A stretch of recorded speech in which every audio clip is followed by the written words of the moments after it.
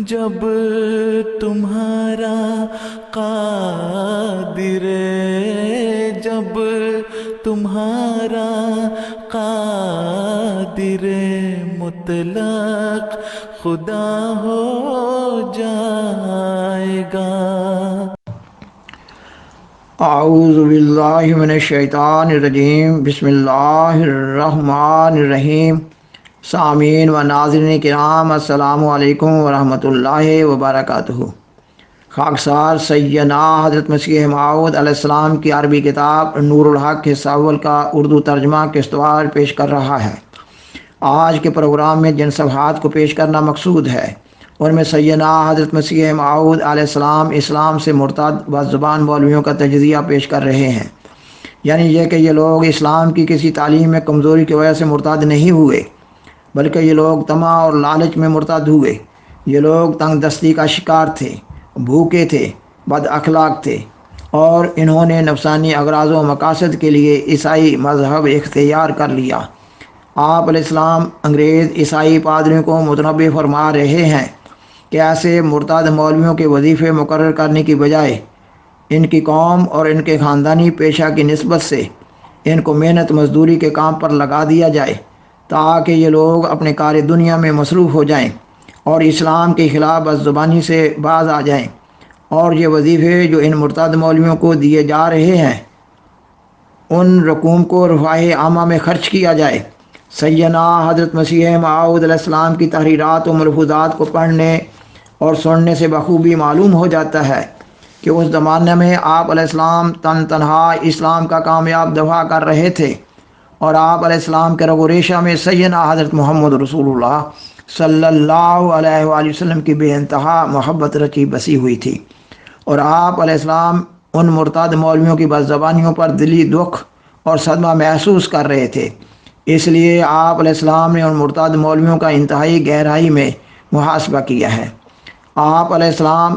ان صفحات میں مولوی محمد حسین بٹالوی کا ذکر بھی فرما رہے ہیں۔ یہ وہ مولوی تھا جو آپ علیہ السلام کے خلاف اس بنا پر فتویٰ لایا کہ آپ علیہ السلام حضرت مسیح عیسیٰ بن مریم علیہ السلام کی وفات کا اعلان کر رہے تھے، اور مرتد مولوی عماد الدین اسلام کے خلاف لکھی جانے والی اپنی کتاب تزیین الاقوال میں مولوی محمد حسین صاحب کی تعریف کرتا ہے۔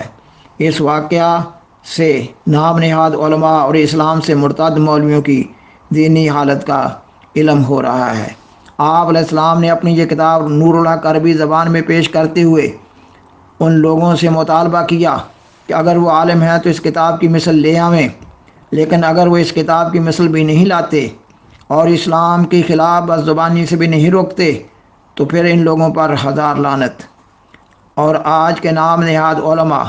اس وقت کے ماحول سے بے نیاز ہو کر آپ علیہ السلام پر جھوٹے طور پر الزام لگا رہے ہیں کہ آپ علیہ السلام نے عام مسلمانوں پر لعنت بھیجی ہے۔ سامعین و ناظرین کرام، پروگرام کو آگے بڑھانے سے قبل درخواست ہے کہ اگر آپ کو یہ پروگرام پسند آئے تو اسے لائک کریں، اپنے دوستوں اور فیملی ممبر سے شیئر کریں، اور اس چینل کو سبسکرائب کریں۔ جزاکم اللہ تعالی احسن جزا۔ سامعین و ناظرین کرام،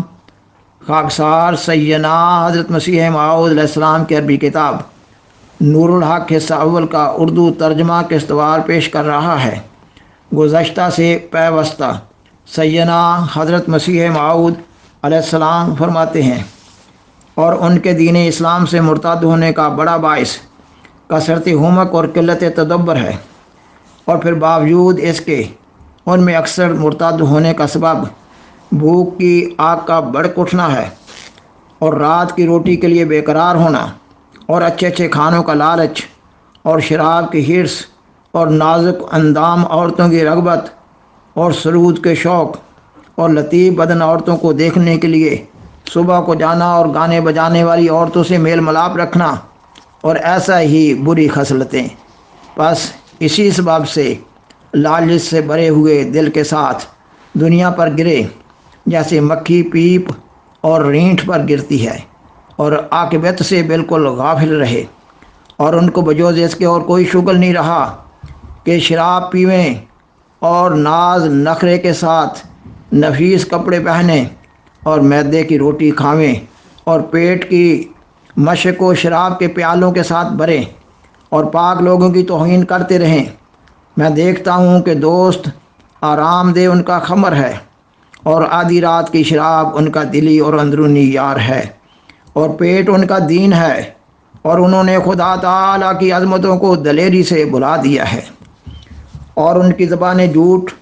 اور دجالیت اور دروغگوئی سے پرہیز نہیں کرتی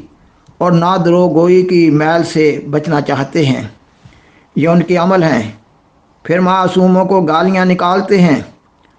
آخرت کو بھلا دیا اور کفارہ کے دھوکہ سے معاد کی فکر سے فارغ ہو بیٹھے، اور نفس ہمارا ان پر غالب آ گیا۔ جو چاہتے ہیں کھاتے ہیں، اور جو دل میں آتا ہے بول اٹھتے ہیں۔ انصاف کی صفتوں سے ناشناسا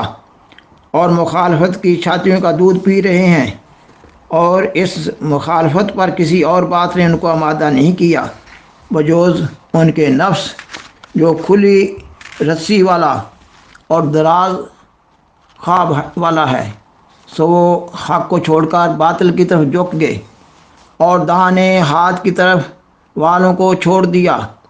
ان کے اکابر کیوں ان کو بری باتوں سے منع نہیں کرتے، اور کیوں گناہوں کی طرف قدم اٹھانے سے منع نہیں فرماتے،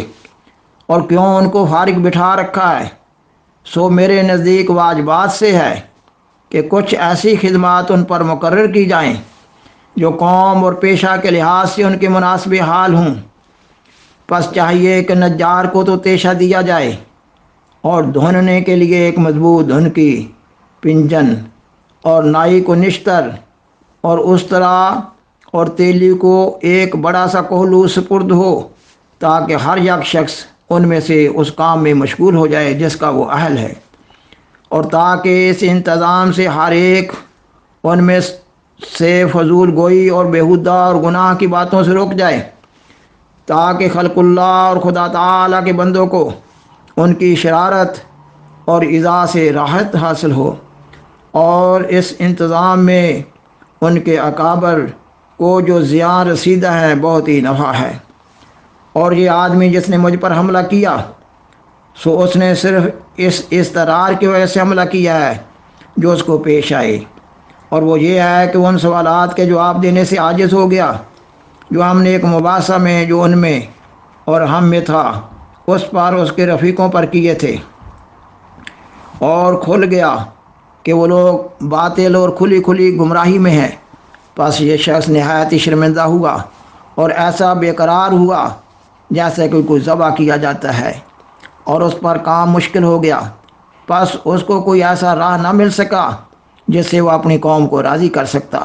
مگر ایک بہتان کا طریق کھلا تھا، اس کو اس نے اختیار کر لیا تا وہ ان مفتریات سے اپنی پردہ پوشی کرے۔ سو اس کے دل میں یہ خیال رچ گیا کہ سرکار انگریزی کے حکام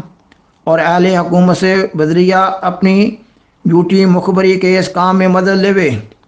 اور اپنی سخن چینی کے تیر سے شرارت کی باتوں کو پر لگا دے، تاکہ وہ کام مجھ کو پھانسی دے دیں یا قتل کر دیں، اور اس طرح سے یہ کرسٹان لوگ غالب آ جائیں۔ سو اصل موجب ان تحریرات کا یہ دلی منصوبے ہیں اور کوئی اور سبب نہیں، اور اس نے اس راہ کو محض اس سبب سے اختیار کیا ہے کہ اس کو معلوم نہیں کہ اس گورنمنٹ کی کیسی مہربانیاں ہم پر ہیں، اور کیسے باہمی حق ان کے پاس اور ہمارے پاس ہیں، اور ہم نے ایسے امور ایک دوسرے کو بطور ہدیہ دیے ہیں جو موافقت کو زیادہ کرتے ہیں اور نفاق کو دور کرتے ہیں۔ سو ہمارے آسمان پر کوئی بادل نہیں تا کوئی نقطہ چین اس کو اندھیرے کی طرف منسوب کرے، اور ہمارے ترکش میں صرف ایک ہی تیر نہیں تاہم مخالف تیر اندازوں سے ڈریں۔ اور اس خطا جو غبی نے یہ بھی نہ سوچا کہ سرکار انگریزی ایک فہیم اور مدبر گورنمنٹ ہے، ایسی کہ ہر یک کلمہ کو اور جو کچھ اس کے نیچے ہے پہچان لیتی ہے، اور ہر یک افتراء اور اس کے اہل کو سمجھ جاتی ہے، اور ہر یک نکتہ چین بخیل کی رائے کے پیچھے نہیں لگ جاتی۔ بس کوئی شخص اس گورنمنٹ کو دھوکہ اور فریب نہیں دے سکتا، کیونکہ وہ خیانت پیشہ نکتہ چین کو اور ایسے کو جو دخل بیجا دینے والا اور جھوٹی مخبری کرنے والا ہے خوب پہچانتی ہے، اور دھوکہ کھانے والوں کی طرح نہیں بھڑکتی، بلکہ اس کی عقوبت مفتری کو یک دفعہ پکڑ لیتی ہے، اور ان کی نظر عتاب ان کی طرف متوجہ ہوتی ہے جو ضعیفوں پر حملہ کرتے ہیں اور ظالموں کی خصلت کو نہیں چھوڑتے۔ پس وہ حجت جو شخص کی مخالفانہ